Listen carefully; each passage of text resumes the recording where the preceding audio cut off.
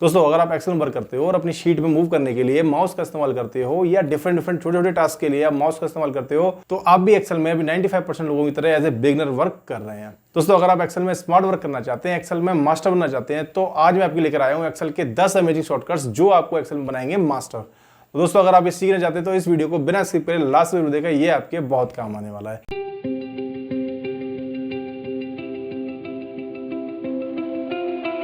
नमस्कार दोस्तों, मैं उमेश तोमर आप सभी का अपने चैनल बिग टेक ज्ञान में स्वागत करता हूं और यहाँ मैं आपके लेकर आता रहता हूं कंप्यूटर से रिलेटेड टेक्निकल टिप्स और ट्रिक्स। अगर आप मेरे चैनल पर नए हैं तो चैनल को सब्सक्राइब करते हैं, साथ ही साथ बेल आइकन को प्रेस करके ऑल पे सेट करें जिससे मेरे आने वाली वीडियो की नोटिफिकेशन आपको मिलती रहे। तो चलिए वीडियो को स्टार्ट करते हैं। तो फ्रेंड्स, हमारा पहला शॉर्टकट है मूव इन सीट्स। दोस्तों जब आप एक्सेल के अंदर काम कर रहे हो और आपका डेटा 2 से 3 सीटों के अंदर हो तो आपको बार बार सीट में मूव करने के लिए माउस की हेल्प लेनी पड़ती होगी। जैसे आप सीट 2 पे जा रहे हैं तो आप फिर माउस से क्लिक करके सीट 2 पे जाते होगे, फिर 3 पे जाते होगे, तो इस तरीके से आप माउस का यूज करते होगे। लेकिन मैं जो शॉर्टकट बता रहा हूँ उसमें आपको कंट्रोल के साथ पेज डाउन बटन को प्रेस करना है तो आप सीट 2 में मूव कर पाएंगे। फिर से अगर आप कंट्रोल पेज डाउन प्रेस करेंगे तो आप सीट 3 में मूव कर जाएंगे। ऐसे अगर आपको सीट 2 में वापस आना है तो पेज अप और फिर से सीट 1 में आना तो पेज अप। तो आप कंट्रोल प्लस पेज अप और पेज डाउन की का हेल्प करके आप अपने एक्सेल में सीट्स के अंदर मूव कर सकते हैं। अब बढ़ते हैं अपने नेक्स्ट शॉर्टकट की तरफ, शॉर्टकट नंबर 2। दोस्तों अगर आपको अपने डेटा के अंदर फिल्टर अप्लाई करना हो तो आपको कीबोर्ड से कंट्रोल शिफ्ट के साथ एल की को प्रेस करना है तो आप यहाँ पर फिल्टर अप्लाई कर पाएंगे। और फिर से अगर आपको ये रिमूव करना हो फिल्टर को तो आप फिर से आप कंट्रोल शिफ्ट और एल की को प्रेस करें तो आप फिल्टर को हटा पाएंगे। इसकी एक दूसरी शॉर्टकट की भी है, अगर आप ऑल्ट के साथ DFF की को प्रेस करते हैं तो भी आप फिल्टर लगा पाते हैं। तो फ्रेंड्स आप कंट्रोल शिफ्ट एल या ऑल्ट DFF की को यूज कर सकते हैं। अब बढ़ते हैं अपने नेक्स्ट शॉर्टकट की तरफ। दोस्तों अगर आपको अपने डेटा के अंदर कोई फॉर्मेटिंग करनी हो, जैसे मैं यहाँ पर ये हेडिंग है, मैं चाहता हूं कि इसके अंदर इसका कोई कलर दे दूं, जैसे मैं यहाँ पर इसको ये कलर देता हूं और मैं यही कलर इनमें भी फिल करना चाहता हूं तो आपको इसके लिए बार बार फिल कलर में जाने की जरूरत नहीं पड़ेगी। आप यहाँ पर F4 की को प्रेस करें तो आपने जो फॉर्मेटिंग लास्ट सेल में की थी, जो आपका लास्ट फॉर्मेटिंग था, वो आप रिपीट कर पाएंगे। इसके अलावा आप कंट्रोल के साथ बाई को भी प्रेस करेंगे तो भी आप इस चीज को कर पाएंगे। कंट्रोल बाई को यूज कर सकते हैं या फिर आप F4 की को प्रेस करके इस द्वारा एक्शन को रिपीट कर सकते हैं। अब बढ़ते हैं अपने नेक्स्ट शॉर्टकट की तरफ। दोस्तों अगर आप चाहते हो कि आपकी जो शीट 1 है वही डेटा शीट 2 में जाए या आप उसके डुप्लीकेट्स करना चाहते हो शीट का, तो आपको अपनी कंट्रोल बटन को प्रेस करके रखना है और उसके बाद माउस के लेफ्ट बटन को प्रेस करके उस शीट को आपको ड्रैग कर देना है तो वो डेटा आपका कॉपी हो जाएगा और उसकी डुप्लीकेट कॉपी यहाँ पर बन जाएगी। देखिए सीट 1 पर जो कॉपी थी वही सीट 2 में हमारी यहाँ पर कॉपी डुप्लीकेट होकर आ चुकी है। तो फ्रेंड्स आप यहाँ पर कंट्रोल के साथ माउस के लेफ्ट की को प्रेस करके उसको आप डुप्लीकेट्स बना सकते हो। अब बढ़ते हैं अपने नेक्स्ट शॉर्टकट की तरफ। दोस्तों अगर आप चाहते हो कि जो मंथ वाला कॉलम है इसको मैं सेलेक्ट करूं और तो मेरे कर्सर की पोजीशन मंथ वाले सेल के अंदर होनी चाहिए। जैसे ही मैं यहाँ पर कंट्रोल के साथ स्पेस बार को प्रेस करता हूं तो ये मैं डेटा सेलेक्ट कर पाता हूं। ऐसे ही अगर आपको डेटा में से रो सेलेक्ट करनी हो तो जैसे जिस रो को आपको सेलेक्ट करना है उस रो के किसी भी सेल में आप चलिए। जैसे मैं यहाँ चला जाता हूँ और यहाँ पर फिर मैं शिफ्ट के साथ स्पेस बार को प्रेस करता हूँ तो मैं इस रो को सेलेक्ट कर पाऊंगा। तो यहाँ पर रो और कॉलम सिलेक्शन के लिए आप कंट्रोल और शिफ्ट के साथ स्पेस बार की का यूज कर सकते हैं। अब बढ़ते हैं अपने नेक्स्ट शॉर्टकट की तरफ। दोस्तों जैसे मैंने आपको बताया कि अगर आपको अपने डेटा में कोई रो सेलेक्ट करनी हो तो आप वहां पर शिफ्ट के साथ स्पेस बार की का यूज कर सकते हैं। अगर आपको अपनी रो को डिलीट करना हो तो आप पहले शिफ्ट के साथ स्पेस बार प्रेस करें, आप रो को सेलेक्ट करें, उसके बाद आप कंट्रोल के साथ माइनस की को प्रेस करेंगे तो आप उस रो को डिलीट कर पाएंगे। देखिए जैसे मैं यहाँ पर ये ब्रिजेश पांडे का रिकॉर्ड डिलीट करना चाहता हूं तो कंट्रोल के साथ माइनस, तो देखिए यहाँ से ब्रिजेश पांडे का रिकॉर्ड डिलीट हो चुका है।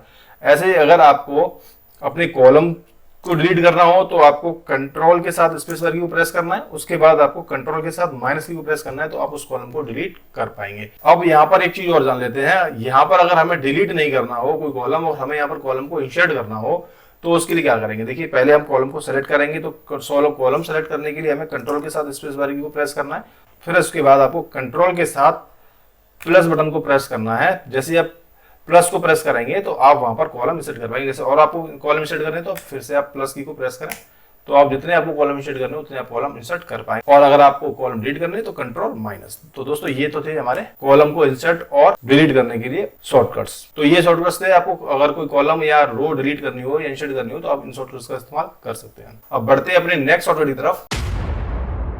दोस्तों आप चाहते हो कि आप एक्सेल के अंदर जब काम कर रहे हो और उसको फुल स्क्रीन पे देखना चाहते हो, ये जो ऊपर जो टैब्स आ रहे हैं ये कुछ ना दिखाई दे, तो आपको अपने कीबोर्ड से प्रेस करना है Alt V U।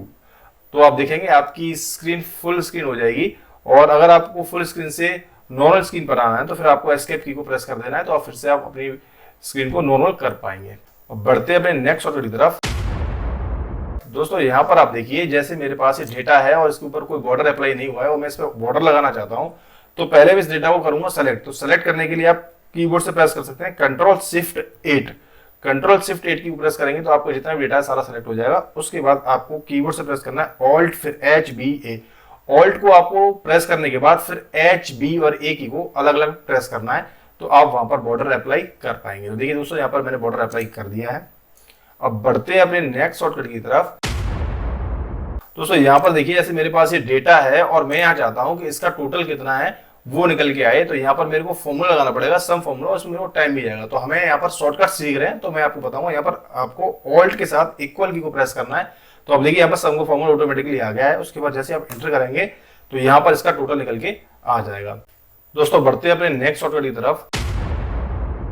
अगर आपको एक्सेल के अंदर कोई शेप इंसर्ट करना हो और आप चाहते हो उस शेप की 2 से 3 कॉपियां हो और उनके बीच में स्पेस मेंटेन रहे, तो आपको बार बार Ctrl+C Ctrl+V करना पड़ेगा और उसके बाद आपको उसको अलाइन करने में काफी टाइम जाने वाला है। देखिए मैं आपको यहाँ पर एक शेप इंसर्ट करके दिखाता हूँ। जैसे मैंने यहाँ पर ये शेप ले लिया और मैं यहाँ पर इसको ड्रॉ कर लेता हूँ। अब मैं चाहता हूँ इसकी 4 कॉपियां हों और उनके बीच में अलाइनमेंट सेम रहे, जैसे कि जो शेप है वो ऊपर नीचे ना हो। तो इसके लिए क्या करना है आपको, उसके लिए आपको Ctrl+Shift को प्रेस करना है। उसके बाद माउस के लेफ्ट बटन को इस पर क्लिक करके इसको ड्रैग कर लेना है।